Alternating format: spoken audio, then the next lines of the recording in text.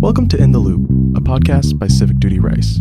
My name is Akash Dhawan, and today I'm joined by Meredith McCain. And we're talking about the government shutdown. Dun dun dun.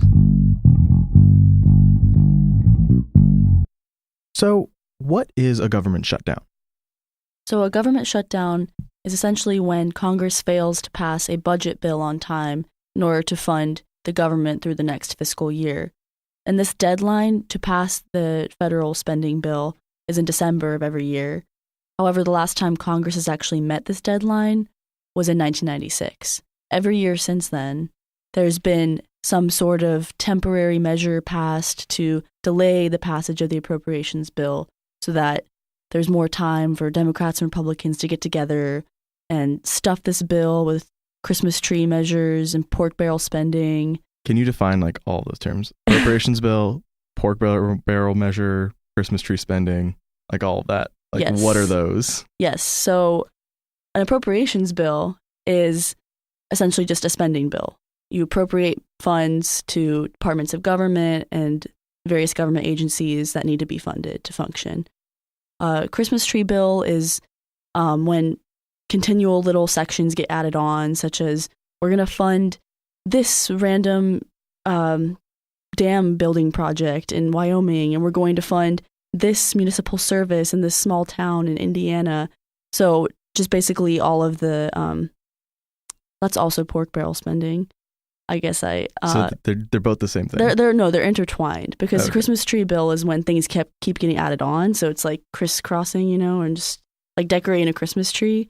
And then pork barrel spending is almost essentially constituent services that congressmen will get stuck into a bill so that it benefits their constituents back at home in their state. Mm-hmm. Mm-hmm. So what I'm trying to say is there's every year since 1996, there's been some sort of conflict so that a budget bill does not get passed on time. And obviously, like we saw this year, that led to yet another government shutdown. So when you say government shutdown, all the federal government is just not working, not getting paid? What is specifically? So all non-essential government employees then get sent home. They're on unpaid furlough until the government shutdown ends. But essential government employees will still keep working, such as many employees from Homeland Security continue working along with Veterans Affairs. And contrary to popular belief, the Postal Service does not stop running because there are alternate sources of funding for that. And Social Security payments, Medicare, Medicaid payments also continue. Okay, cool. So what happened this time? What happened on Friday, January 19th? Exactly. So what happened is the last extension of the temporary extension to just keep not passing a budget bill, it expired on Friday. And Democrats in the Senate wanted to start a filibuster because they do not want a budget bill to get passed that does not include appropriations for DACA recipients in the United States. And if you listen to our last podcast about DACA, or back in the fall, about DACA and Dreamers, you would have a little more background on that. But it's a very popular topic in the news right now. And Democrats want to make sure that people who have DACA status are able to maintain that status and possibly even seek a pathway to citizenship in the future. So Democrats in the Senate were threatening to filibuster, and there are not enough Republicans. You need a 60-vote majority in order to stop a filibuster. So it just all kind of fell apart because nothing was able to get passed, and the government shut down. Mm-hmm. So just to reiterate for my sake, Minority Leader Chuck Schumer Mm-hmm. and a group of constituent Democrats decided to put a stop to the spending bill, mainly because there was a limitation in there, like these Christmas tree benefits that you were talking about. Mm-hmm. It wasn't in there to help put back the protections on immigrants that came with DACA. Mm-hmm. And that would have been a huge win for Democrats, right? To get the DACA protections. To get the DACA protections in there, right? It's also very politically dangerous if they don't get them in there after promising them for so long. So they decided to stop the passage of the spending bill, which is like bad for everyone. And it looks particularly bad for Republicans if they stop it, because Republicans control the House, the Congress, and the presidency. Mm-hmm. So just kind of putting a stop to whatever the Republicans were doing, mm-hmm. so that they can get this DACA amendment into the spending bill. And that is what actually majority what stopped the spending bill from passing this past weekend, and that's what shut down the government. Yeah.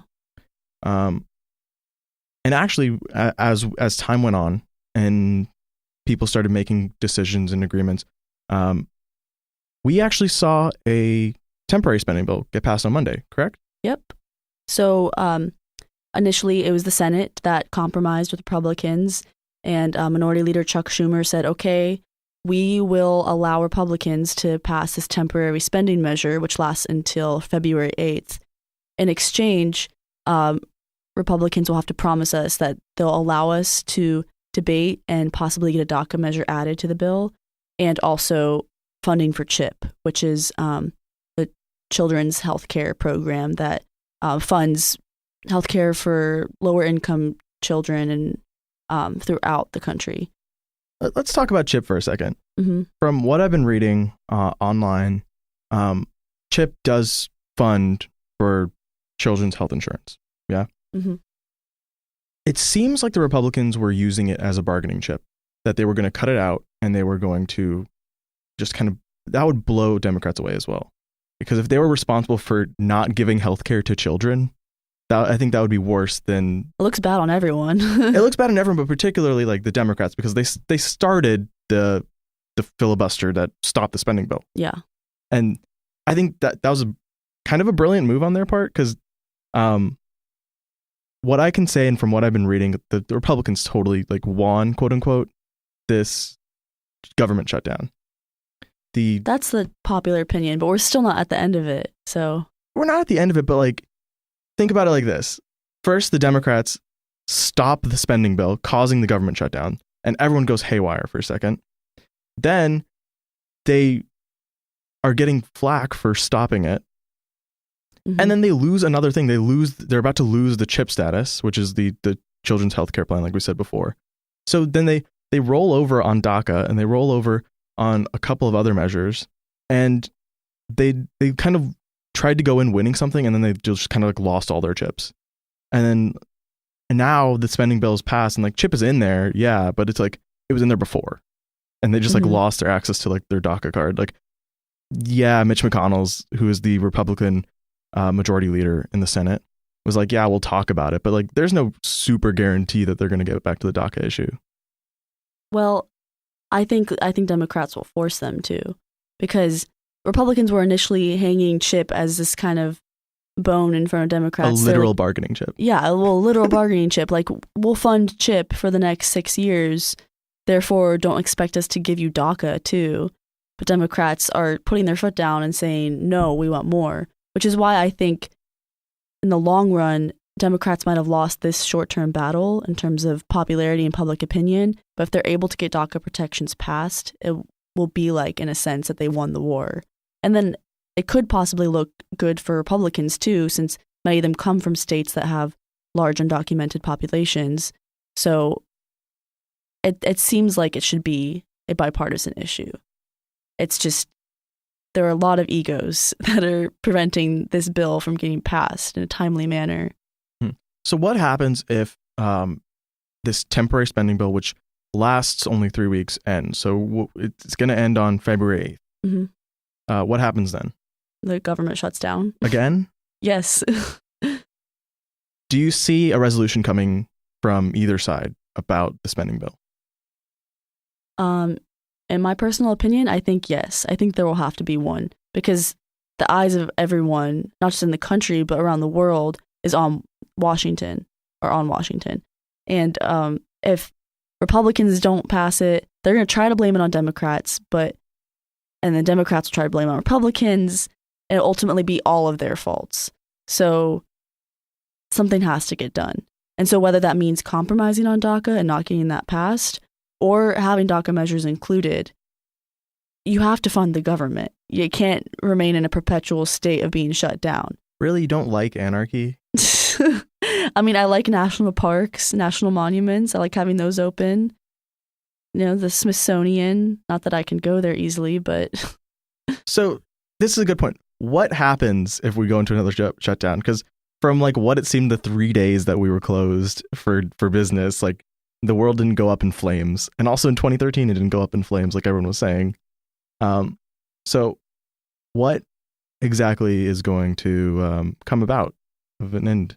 So if they can't come to an agreement to pass a new budget bill, they actually can continue passing congressional resolutions to keep the government open and funded and running. And Republicans could even propose one that extends to the end of the fiscal year. So isn't that just a spending bill?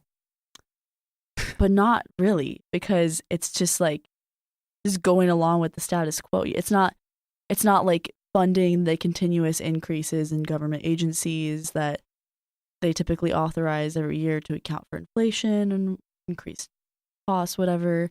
It's not a permanent fix by any means. And what are some of the ramifications of the government shutting down for a prolonged period of time? Just like in the first couple of months of 2018, we'll have like a couple days off of the government, which is actually pretty significant. Mm-hmm. So, I mean, the most obvious thing, again, is just the shut down parks and national monuments, museums.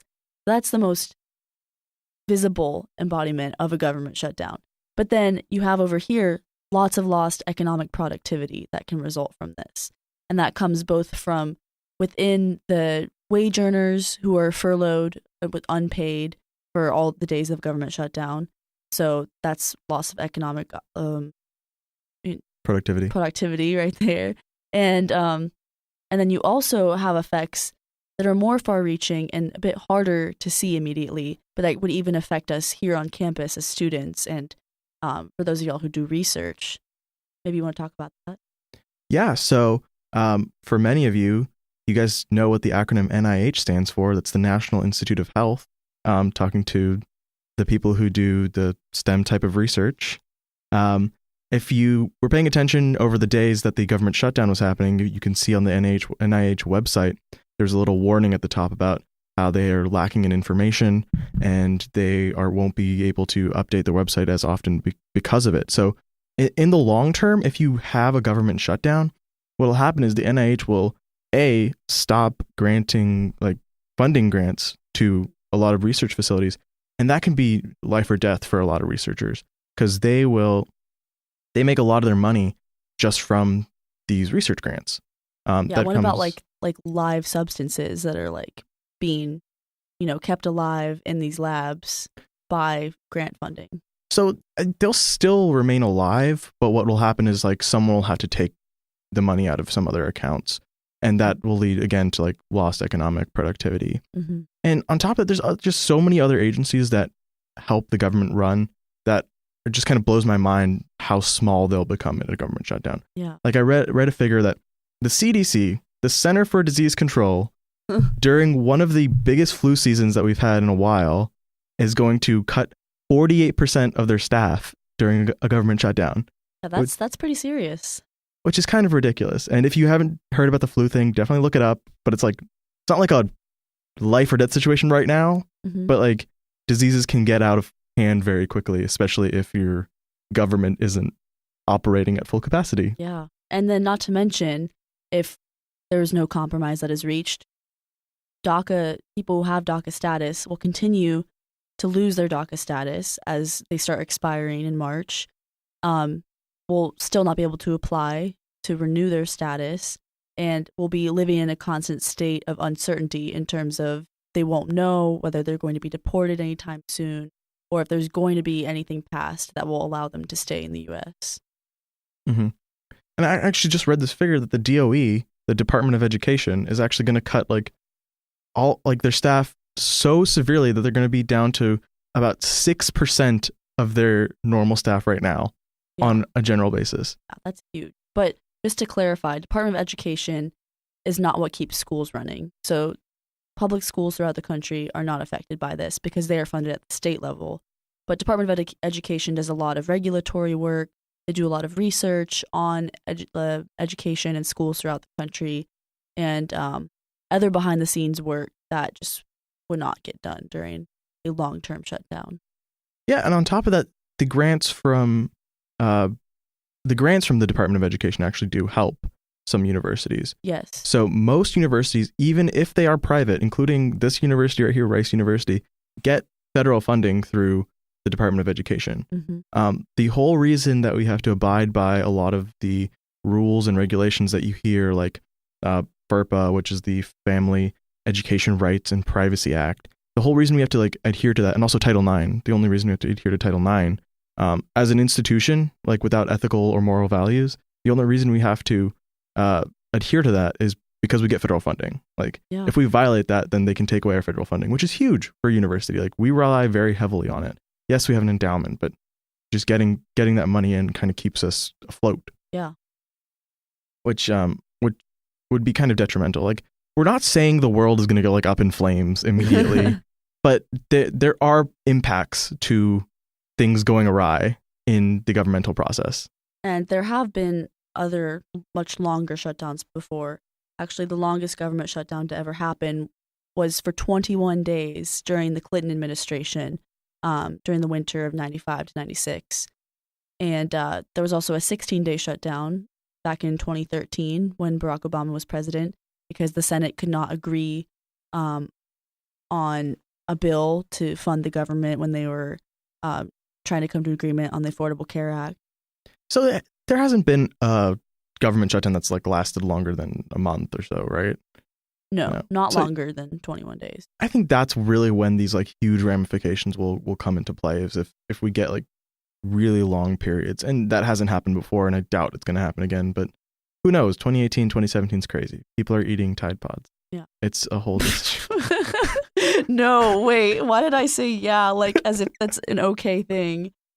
It's not okay. It's not okay to eat Tide Pods. Kids, it's not okay to eat Tide Pods. And I'm sorry I called you kids. You guys are adults. And one other thing, I want to point out how grammar is just, it's very flexible in the Trump White House. So I feel like you're leading up to a joke, and it's not a joke. It's not a joke. No, this is not a joke.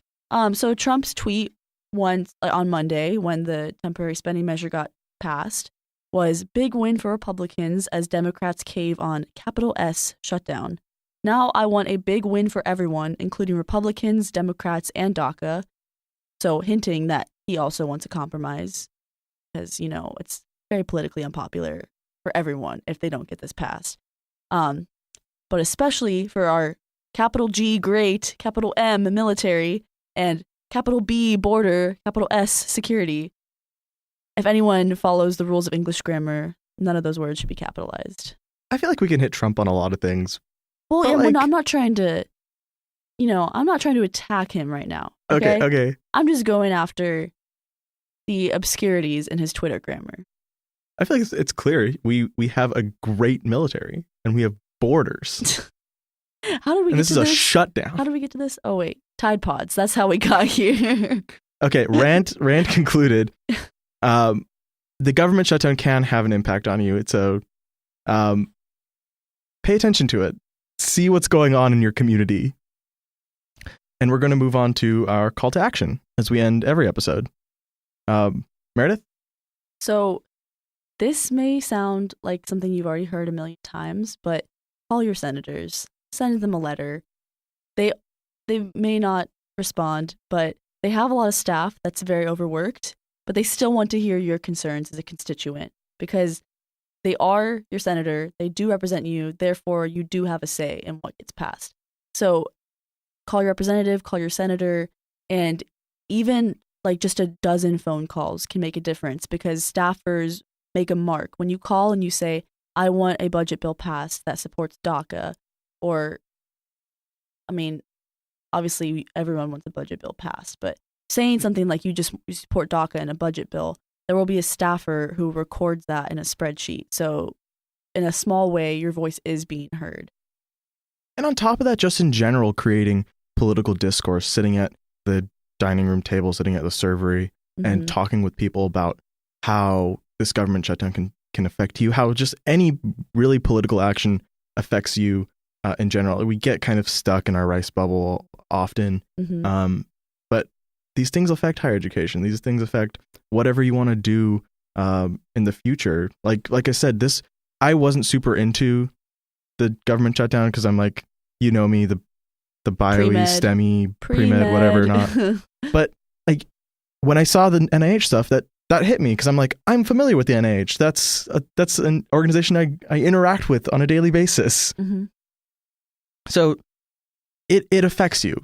Talk about it. Have political discourse with people that may not have the same ideas than you. Even if you don't agree with us, throw us an email. We'd love to hear people engage with the podcast, engage with us about political discourse, about things that are going on in the world, because we're living here. We're here right now. And it's really easy to point fingers in a situation like this too and be like, this is because the Republicans won't compromise. This is because the Democrats won't compromise. But really, it's on all of them. So no matter what political ideology you identify with, what this comes down to is just there needs to be more understanding between all parties and all sides. And so, like, if we keep refusing to see the other side and what they believe in, then this inefficiency will continue. But really try to reach out, try to discuss these issues with people who believe different things than you. Just so, one day, maybe possibly, we'll have more bipartisanship. I think that's a good note to end on. We hope that you learned a little bit about the government shutdown, about our feelings about Tide Pods, and about Trump spelling. And we really appreciate you as listeners. If you have anything to say about this episode or previous episodes, definitely leave a comment in the SoundCloud or iTunes down below. We try to be nonpartisan here or bipartisan here, but we truly can't get every perspective without you, our listeners. Thanks for listening.